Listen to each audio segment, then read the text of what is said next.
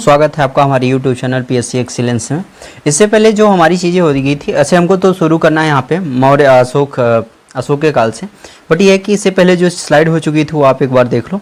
जैसे मौर्य साम्राज्य के बारे में हमारी जानकारी काफ़ी हो चुकी थी। जैसे हमने इस पर डिस्कशन करके रखा है कि मौर्य साम्राज्य के संस्थापक कौन थे, इनका जन्म कब हुआ था और ये मतलब किनको हराया था। घनानंद को इन्होंने हराया था, और घनानंद को कब हराया था इन्होंने, तो ये इस पे हमारी 305 में घनानंद को हराया था। ये चीज़ यहाँ पे मिलेगी। 305 में चंद्रगुप्त ने सॉरी घनानंद नहीं बोल सकते, सेल्यूकस निकोटर को हराया था इन्होंने, और घनानंद को उन्होंने 322 ईसा पूर्व में हराया था, ठीक है ना। तो इसमें हमारी बातें होगी थी। खैर मैं इसे थोड़ा सा ब्रीफ में आपको, ब्रीफ वो नहीं बोल सकते बट संक्षेप में इसे मैं थोड़ा सा एक्सप्लेन कर देता हूँ। जैसे कि स्लाइड में ही आपको देखने पड़ेगा कि मौर्य साम्राज्य के जो संस्थापक हैं, मतलब संस्थापक थे, वो चंद्रगुप्त मौर्य थे। और इन्होंने, इनका जो जन्म हुआ था 345 ईसा पूर्व में हुआ था, और इन्होंने जो सत्ता संभाली थी 322 ईसा पूर्व में भी संभाली थी। 322 में अगर इन्होंने सत्ता संभाली है, इन्होंने 322 में ही घनानंद को हराया था, ठीक है ना। घनानंद को हराने के सीक्वेंस में अगर मैं बात करूँ, टाइम पीरियड की मैं बात करता हूँ, तो 305 ईसा पूर्व में ही इन्होंने सेल्यूकस निकेटर को ही हराया था। सेल्यूकस निकेटर को ही हराया था इन्होंने। तो इनका जो टाइम पीरियड है, सेल्यूकस निकेटर नहीं बोल सकते, चंद्रगुप्त मौर्य का जो टाइम पीरियड है वो आपको देखने को मिलेगा 345 से 297 ईसा पूर्व तक इनका टाइम पीरियड था, 45 से 97 तक। स्रोत की मैं बात कर किया था, तो मैं संक्षेप में अगर बता दूं, बहुत ज़्यादा फास्ट अगर बोलूं, तो इनका जो मतलब इनको जो नाम दिया गया था सेंड्रोकोट्स दिया गया था। और सेंड्रोकोट्स किसने दिया था? जस्टिन ने दिया था। दूसरा इनको एक और नाम दिया गया था जो निम्न कुल के लिए बोला जाता है, वो था विशाल शब्द, और यह शब्द दिया था विशाखदत्त ने दिया था। विशाखदत्त ने कौन सी पुस्तक में दे के रखा था? पुस्तक का नाम था, पुस्तक का नाम आपकी स्लाइड में ही होगा, क्या नाम है, हाँ, मुद्रा राक्षस है, वो दे के रखे थे। इसके बाद ये है कि विलियम जोन्स ने इसकी पहचान थी। हाँ, विलियम जोन्स ने क्या किया था कि सेंड्रोकोट्स जो नाम दिया गया था उसकी पहचान की थी। जो विलियम जोन्स वर्तमान के इतिहासकार थे, जो ब्रिटिश शासन के द्वारा नियुक्त थे या खुद खोज करते थे। उसके बाद लिखा हुआ विष्णुगुप्त लिखा है। विष्णुगुप्त के बारे में बस 2-3 चीज़ इसमें इंक्लूड था कि इनके जो प्रमुख पुस्तक थी वो अर्थशास्त्र थी, और ये चंद्रगुप्त मौर्य के क्या थे, ये प्रधानमंत्री थे। और इन्होंने क्या हुआ था कि घनानंद को हराने में इन्होंने सहायता की थी। और ये क्या बोलते हैं, चंद्रगुप्त मौर्य के मार्गदर्शक एवं गुरु थे, चाणक्य थे। चाणक्य के बारे में धर्म के क्या बात में लिखा है कि धर्म में लिखा हुआ है कि ये क्या थे, जैन धर्म के अनुयायी थे। और चंद्रगुप्त मौर्य संलेखना मेथड होती है, विधि होती है, जिसके तहत इन्होंने कर्नाटक के श्रीबेलगोला में जाके जल समाधि लेखी थी। तो ये थोड़े से ब्रीफ हमारे हो गए थे। इसके बाद बात करूँ चंद्रगुप्त मौर्य के प्रारंभिक जीवन में राज्यारोहण, तो वही है 297 क्या था इनका लास्ट पीरियड था। पर यहाँ पे भी लिखा है जन्म 345 ईसा पूर्व में हुआ था। नाम इनके गुरु का नाम चाणक्य था। घनानंद को इन्होंने 322 ईसा पूर्व में हटाया था, और सेल्यूकस निकेटर को इन्होंने 305 ईसा पूर्व में हराया था। और 305 ईसा पूर्व में इन्होंने सेल्यूकस निकेटर को हराया। तो इसका मतलब ये है कि सेल्यूकस निकेटर से इनके 2 संबंध हो जाते हैं। एक वैवाहिक संबंध होता है जो सेल्यूकस निकेटर अपनी पुत्री कर्नेलिया की शादी इनसे करता है, और दूसरी चीज़ ये हो जाती है कि कर्नेलिया की शादी के बाद ये भी इम्पोर्टेंट हो जाता है कि जो काबुल, कंधार, मकरान होता है ये चंद्रगुप्त मौर्य को दिया जाता है, और चंद्रगुप्त मौर्य उनको 5000 हाथी देते हैं। ये इनके रिलेशनशिप होते हैं, विदेशी संबंध और एवं युद्ध, यही भी इसीलिए लिखा हुआ है कि युद्ध के बाद संबंध भी हुए थे। ये चीज़ें लिखे रखा है। और ये हाँ, एक चीज़ रहे कि मेगास्थानीज के अनुसार क्या होता है, मेगास्थानीज जो था सेल्यूकस निकेटर का राजदूत था, जो यहाँ पे मतलब इनके बिंदुसार के चंद्रगुप्त मौर्य के शासन काल में या इनके शासन में आके क्या करता है, ये राजदूत बना होता है, ठीक है ना। अब क्या होता है मेगास्थानीज क्या होता है, मेगास्थानी 2-3 चीज़ें दे के रखाता है, मतलब एविडेंस दे के रखता है। अच्छा, मेगास्थानीज के बारे में ये भी लिखता है कि इन्होंने यहाँ के वर्गों को 7 वर्गों में विभाजित किया, मतलब किसान, ब्राह्मण, क्षत्रिय, वैश्य, किसान, मजदूर, ये इन्होंने विभाजित किया। तो उसे ये जाति विभाजन मानते हैं, बट वो चीज़ें सही है कि नहीं सही है, इतिहास की बातें हैं। पर इसमें लिखा है कि सम्राट के शोभा यात्रा के बारे में लिखा है। खैर ये मतलब समझने लायक नहीं है, ये थोड़ा सा वर्णन है। इसके बाद एक और स्लाइड इसमें मिलता है, चंद्रगुप्त मौर्य भद्रबाहु से जैन धर्म की दीक्षा ली थी। हाँ, भद्रबाहु से लिखिए, उसी भद्रबाहु से उनसे ही शिक्षा लेके कर्नाटक के श्रवणबेलगोला में जाके जल समाधि लेंगे। तो टाइम पीरियड 345 से 297 ईसा पूर्व होगा। इसके बाद एक और चीज़ है आपकी स्लाइड में, बिंदुसार है। बिंदुसार 297 के बाद 298 शुरू होता है, 298 से लेकर 273 ईसा पूर्व तक ये शासन करेंगे। 73 के बाद 71 होता है, मतलब 72 होता है, 72 से लेकर 37 तक, मतलब 233-34 तक अशोक शासन करेंगे। बट बिंदुसार के बारे में जो चीज़ें लिखी थी कि बिंदुसार के 2 नाम मिलते हैं, बिंदुसार के नाम मिलते हैं, उनको भी नाम मिले हैं, इनके भी नाम मिलेंगे। बिंदुसार के नाम मिलते हैं, बिंदुसार के जो अन्य नाम मिलते हैं।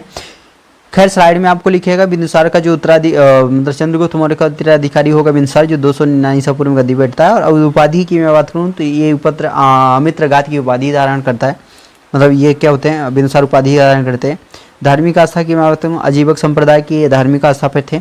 अच्छा, इनके जो नाम मिलते हैं, नाम एवं उपनाम एवं उल्लेख, इनके नाम क्या बोलते हैं, मत्स्य पुराण या वायु पुराण में क्या बोलता है, मत्स्य पुराण नहीं बोल सकते, वायु पुराण बोल सकते हैं। वायु पुराण में क्या होता है, बिंदुसार को भद्रसार या बारीसार बोला जाता है। ठीक है, ऐसे ही समझ लो। आपको पुराण में क्या बोला जाता है, पुराण में इनको अशोक का क्या नाम मिलता है, अशोक वर्धन मिलता है। यहाँ पे बस पुराण में इनका क्या नाम, भद्रसार मिलता है। जैन ग्रंथ बिंदुसार को सिंहसेन कहा जाता है, मतलब जैन धर्म में इसे सिंहसान को हो गया। एक और ग्रंथ इसमें मिलता है, बौद्ध विद्वान तारानाथ ने क्या बोला था कि बिंदुसार ने 16 राज्यों को विजयी बनाया था, मतलब 16 राज्यों को जीता था। ये भी एक जानकारी मिलती है।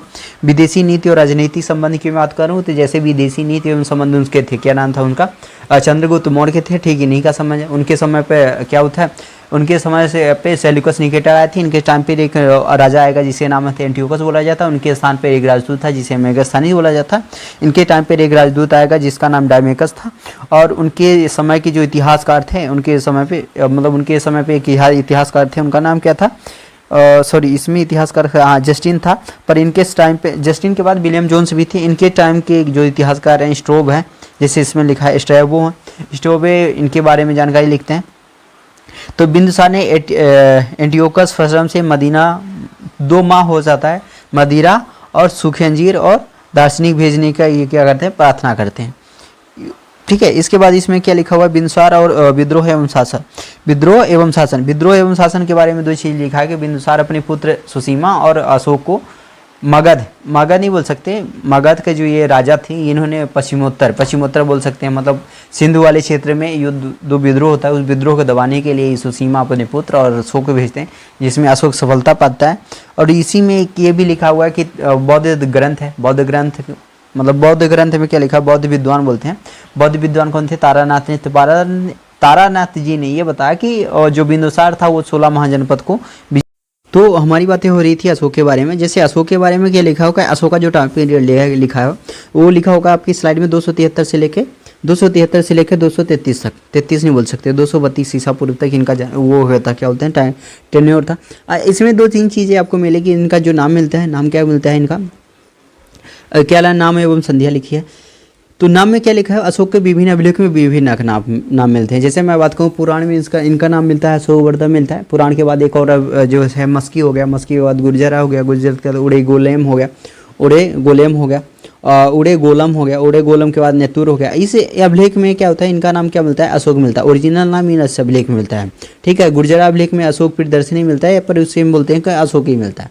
उसके बाद एक और अभिलेख मिलता है जो दक्षिण भारत से संबंधित है। उस अभिलेख का नाम है कनगहल्ली,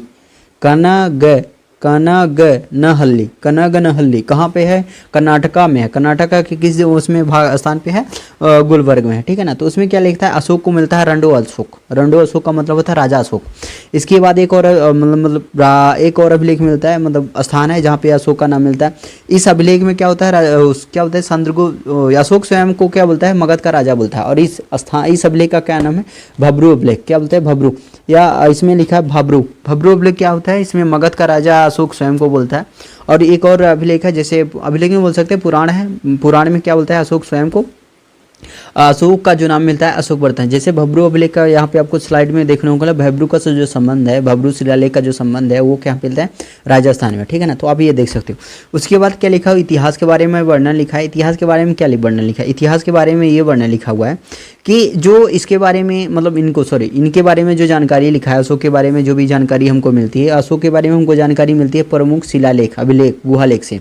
तो इस अभिलेख, शिलालेख और गुहालेख के जो पाठकर्ता हैं, पढ़ के इतिहास लिखा, उनका नाम है D.R.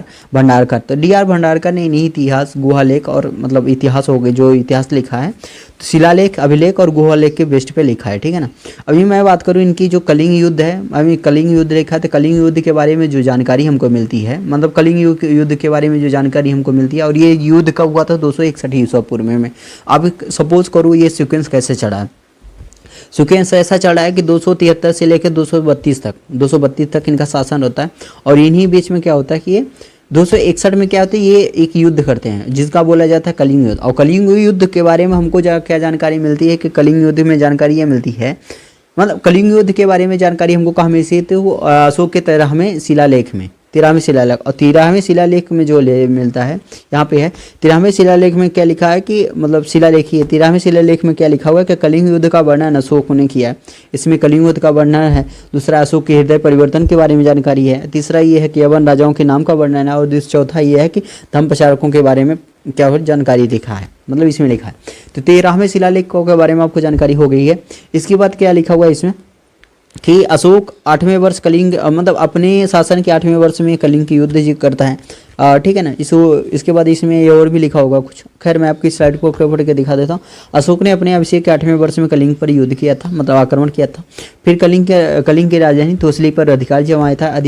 ये जानकारी हमको अभिलेख 13वें शिलालेख मिलता है। प्लिनी जो रोमन शासक थे या रोमन लेखक थे, उन्होंने क्या लिखा है कि मिस्र के एक राजा थे जिनका नाम है फिलाडेल्फस, जिन्हें बोला जाता है टॉलमी सेकंड। तो फिलाडेल्फस ने अपनी एक राजदूत था जिनका नाम था डायनीसियस थे। तो इन्होंने अपने राजदूत को यहाँ अशोक के दरबार में, बिंदुसार के दरबार में आपको बताना है कि कौन सा राजदूत आया था, मेगास्थानीज आया था या डायमिकस आया था या फिर कोई और आया था, वो आप देख सकते हो, ठीक है। इसके बाद क्या लिखा था, खैर आपकी स्लाइड को मैं दोबारा पढ़ के दिखा देता हूँ। विभिन्न अभिलेखों में नाम जैसे मस्की हो गया, गुर्जरा हो गया, नेतुर हो गया, उड़ीगोलाम हो गया, इस अभिलेख में अशोक का नाम अशोक ही मिलता है। कनगनहल्ली में इनका अशोक का जो नाम मिलता है वो मिलता है राणो अशोक। और ये क्या बोलते हैं मतलब भाब्रू अभिलेख में ये स्वयं को मगध का राजा बोलते हैं, चंद्रगुप्त मौर्य। और क्या होता है पुराणों में इसे अशोक वर्धन बोला जाता है, ठीक है। इतिहास के जो स्रोत हैं, अशोक का इतिहास मुख्यतः उसके अभिलेखों से जात होता है। अभिलेख का 3 प्रकार होते हैं, शिलालेख, स्तंभलेख, गुहालेख। इतिहास D.R. भंडारकर ने अशोक का इतिहास अभिलेख के आधार पर लिखा था, ठीक है ना। अब कलिंग युद्ध के बारे में जो है 261 में कलिंग युद्ध हुआ था और अशोक ने अपने अभिषेक के 8वें वर्ष में कलिंग पर आक्रमण किया था। कलिंग की राजधानी तोसली पर उन्हें अधिकारी जमाया था। और ये जानकारी हमको 13वें शिलालेख में मिलता है। 13वें शिलालेख के बाद और एक चीज़ है, प्लेनी जो होते हैं मतलब प्लेनी लेखक हैं, रोमन लेखक, उन्होंने क्या लिखा है, मिस्र के जो राजा हैं फिलाडेल्फस है, वो अपने राजदूत डायनीसियस को इनके दरबार में राजदूत बना के भेजता है। खैर इसके बाद आपको ये चीज़ें आपको याद रखनी पड़ेगी, इसमें मैं महज सहायता नहीं कर सकता। इसमें जैसे 2-3 स्थान इंपॉर्टेंट हो जाते हैं। जैसे अगर मैं बात करूँ शहबाजगढ़ी कहाँ पे है, पाकिस्तान में। बेसनगर कहाँ पे है, बेसनगर नहीं बोल सकते। मनसेहरा कहाँ पे, पाकिस्तान में। कलसी कहाँ, उत्तराखंड में है। कलसी के बाद राजस्थान में आपको भभरू मिलता है। मध्य प्रदेश में आपको गुर्जरा पतिहार मिलता है, जब गुर्जरा पतिहार नहीं बोलते, गुर्जरा या रूपना लेख मिलता है। गुजरात में गिरनार मिलता है, उड़ीसा में आपको धौलीगढ़ राजगढ़ मिलेगा। उसके बाद आपको आंध्र प्रदेश है, आंध्र प्रदेश में एरागुंडी एवं राजूर मंडीगिरी मिलेगा। उसके बाद आपको सुपेरा जो है महाराष्ट्र में मिलता है। और सासाराम कहाँ, बिहार में मिलता है। इसके बाद ये चीज़ें आपको देखने को मिलेगा। खैर मैं आपकी स्लाइड को अहरौरा अभिलेख सबसे ज़्यादा इंपॉर्टेंट है, क्योंकि अहरौरा अभिलेख में ही क्या होता है, अशोक अपने आप को बौद्ध धर्म का अनुयायी और बौद्ध धर्म का संरक्षक बोलता है। मतलब वो बौद्ध धर्म का अगर ग्रहण करता है तो बोलता है कि मैं बौद्ध धर्म को अपने स्वेच्छा से ग्रहण कर रहा हूँ। ये भी जानकारी हमको कहाँ मिलती है, अहरौरा अभिलेख में। अहरौरा अभिलेख कहाँ पे है, उत्तर प्रदेश में। तो मैं अगर ये बोलूँ कि मध्य प्रदेश या भारत में जितनी भी राज्य हैं, तो एक और राजा है एरागुंडी जो है, तो वो मतलब इन अभिलेखों की जो भी अभिलेख मिलते हैं ये अभिलेख ये भी बताते हैं कि इस स्थान तक उसका क्या होता है, वर्चस्व था, उनका वर्चस्व था।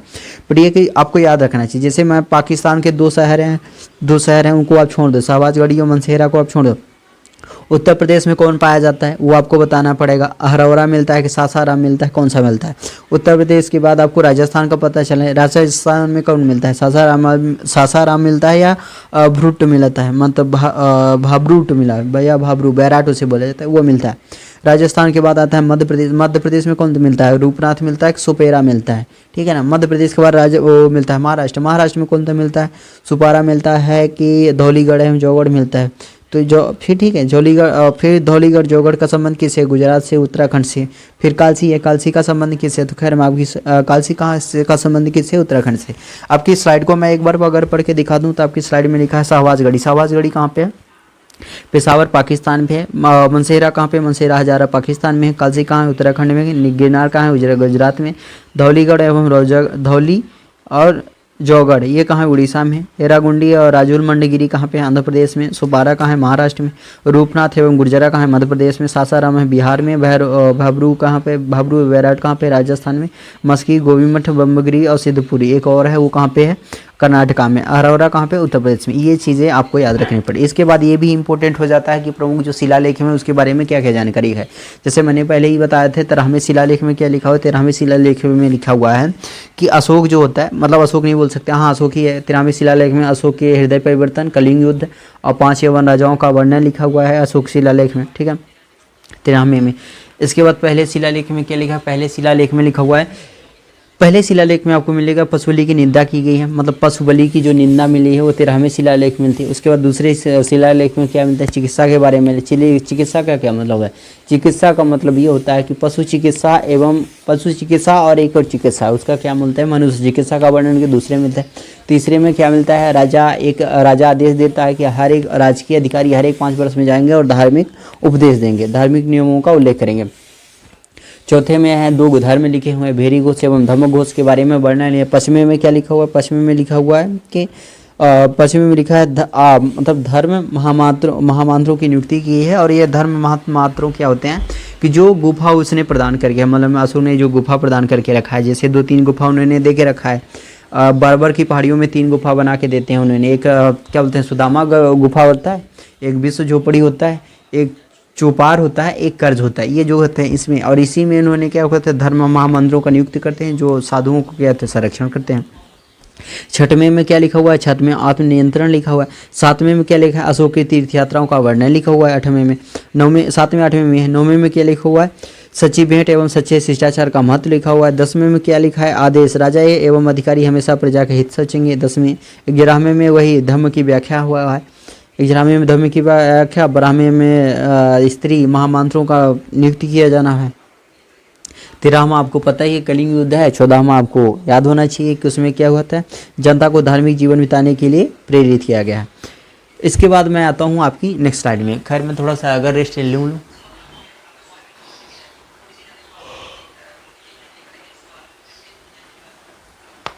सॉरी, जैसे इसमें एक और लिखा है अशोक एवं धर्म।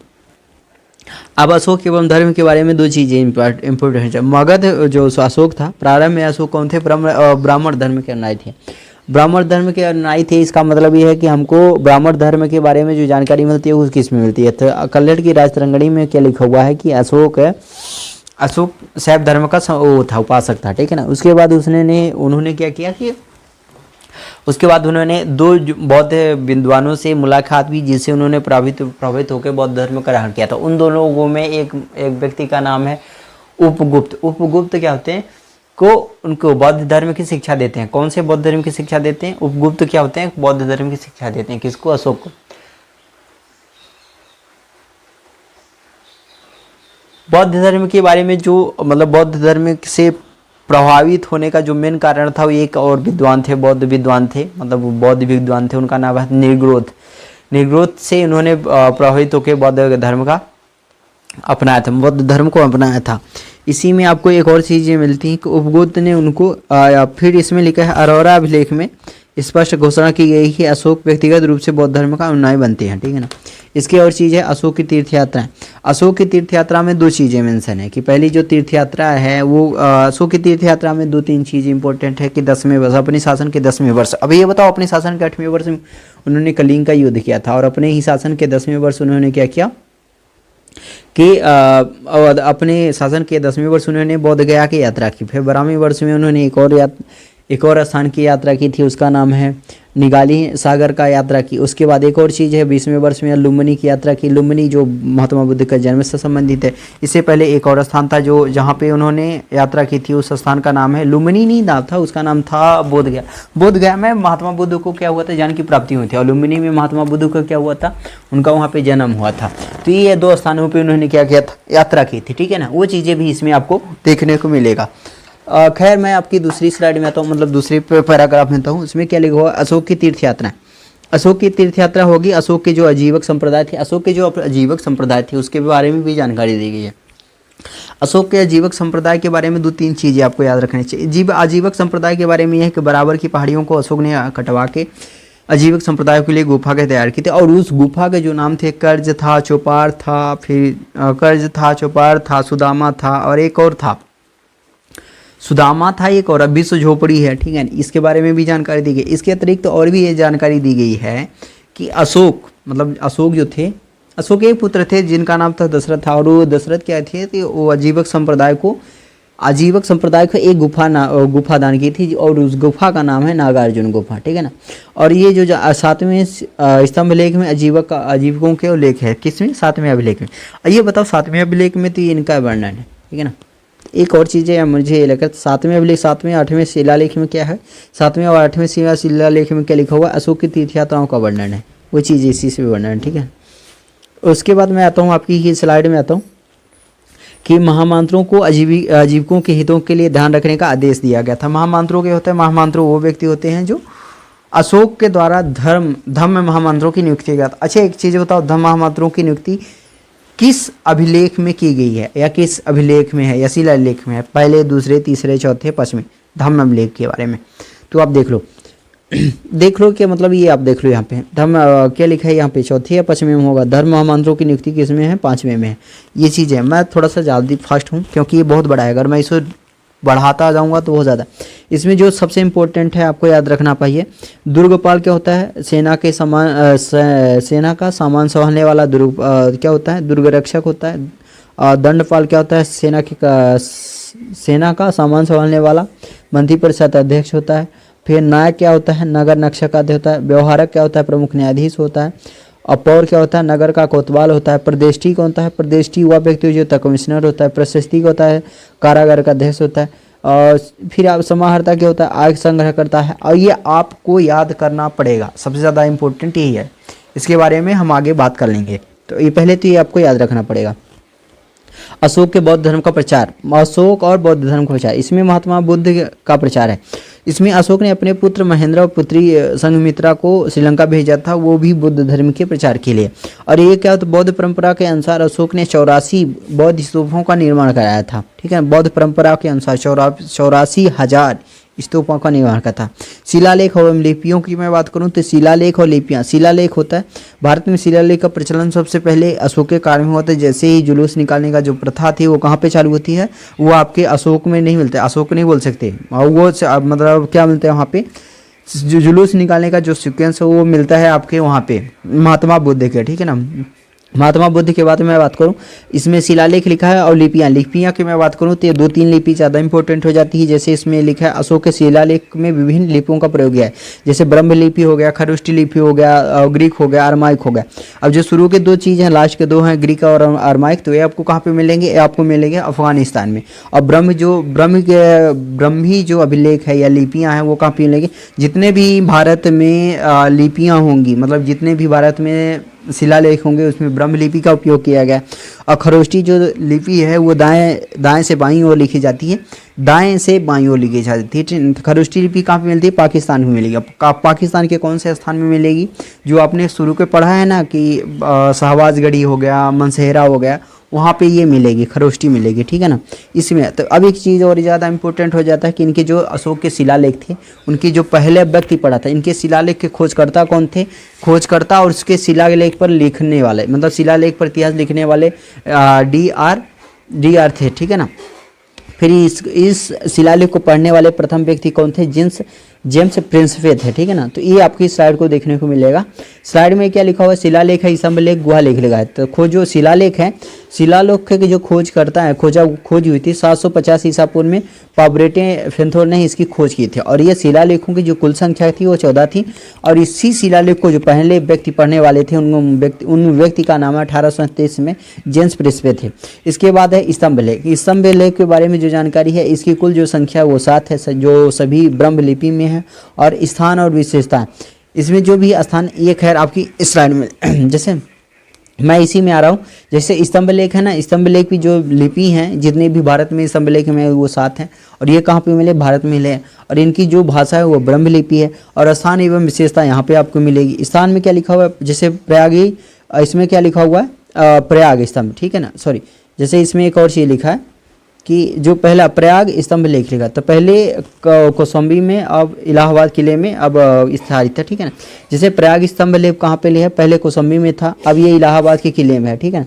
दूसरा है दिल्ली टोपरा है, तो दिल्ली टोपरा में क्या लिखा है, टोपरा जो मतलब दिल्ली टोपरा जो लिखा है, इसमें लिखा है ए टोपरा से दिल्ली फिरोज शाह तुगलक ने लिखा है। उसके बाद दिल्ली मेरठ है, दिल्ली मेरठ में पहले मेरठ में था, फिर दिल्ली में लिखा है, इसे लेके आया फिरोज शाह ने लाया। रामपुर में है, रामपुर कहाँ है, चंपारण बिहार में है, इसकी खोज जो 1872 में करायल ने किया था। उसके बाद लौरिया और राज था, ये कहाँ पे, चंपारण बिहार, और एक और लौरिया नंदनगढ़, और ये कहाँ है, चंपारण बिहार में, और यहाँ पे मौर्य चित्र का वर्णन है। और ये सबसे छोटा है लुम्बिनी देई जो है, ये सबसे छोटा स्तंभ लेख है। लुम्बिनी नामक ग्राम स्थान, लुम्बिनी ग्राम में जहाँ पे महात्मा बुद्ध का जन्म हुआ था, और इसी में ये भी लिखा है कि कर घटाने और धार्मिक बलि माफ़ करने के बारे में वर्णन है, ठीक है ना। बेसिकली आपको ये थोड़े से आपको याद रखना चाहिए। जैसे लुम्बिनी की कर नीति क्या है, लुम्बिनी जो कर नीति है कहाँ पे है, रुम्मी देई जो है ये का सबसे छोटा स्तंभ लेख है, और लुम्बिनी ग्राम पे, और इसी के बारे में यहाँ पे लिखा हुआ है। जैसे लुम्बिनी एवं कर नीति, तो इसमें लिखा है रुम्मी देई स्तंभ लेख में क्या है, लुम्बिनी ने धर्म यात्रा के दौरान भू राजस्व दर में घटाकर 1.8 भाग कर दिया। लुम्बिनी ग्राम धार्मिक कर की माफी के लिए जाना जाता है। महास्थान बांग्लादेश, देखा सौगौरा अभिलेख आपको मिलता है, सौगौरा अभिलेख कहाँ पे है, महास्थान बांग्लादेश में है। और इसमें क्या लिखा है, सामग्री समगौरा अभिलेख में। ऐतिहासिक महत्व की मैं बात करूँ, मौर्य काल में अकाल सूखा जैसे प्राकृतिक प्रकोप के कारण समय राजा द्वारा राहत कार्य किए जाने के विवरण है। मतलब ये है कि अगर इस टाइम पे सौगौरा अभिलेख में हमको क्या जानकारी मिलती है कि राजा प्राकृतिक प्रकोप के खिलाफ जो भी सहायता होती है वो कौन से देती है, सौगौरा अभिलेख में। और इसके बाद रुम्मी देई अभिलेख में क्या मिलता है, स्तंभ लेख में हमको ये जानकारी मिलती है कि जो धार्मिक कर था उसमें उन्होंने घटौती की थी और धार्मिक कर से लोगों को मुक्त किया के रखा था, इसमें वो जानकारी इसमें मिलती है। इसके बाद क्या होता है, इसके बाद एक और जानकारी मिलती है, मौर्य प्रशासन एवं समाज। मौर्य प्रशासन में इसमें लिखा है, खैर ये दूसरी स्लाइड में यहाँ आपको ज़्यादा अच्छे समझ में आएगा। इसमें क्या लिखा है, मौर्य प्रशासन एवं समाज। देखो प्रांतीय प्रशासन और मौर्य प्रशासन, देखो प्रांतीय प्रशासन इसमें लिखा है, मौर्य प्रशासन में 5 प्रांत लिखे हैं।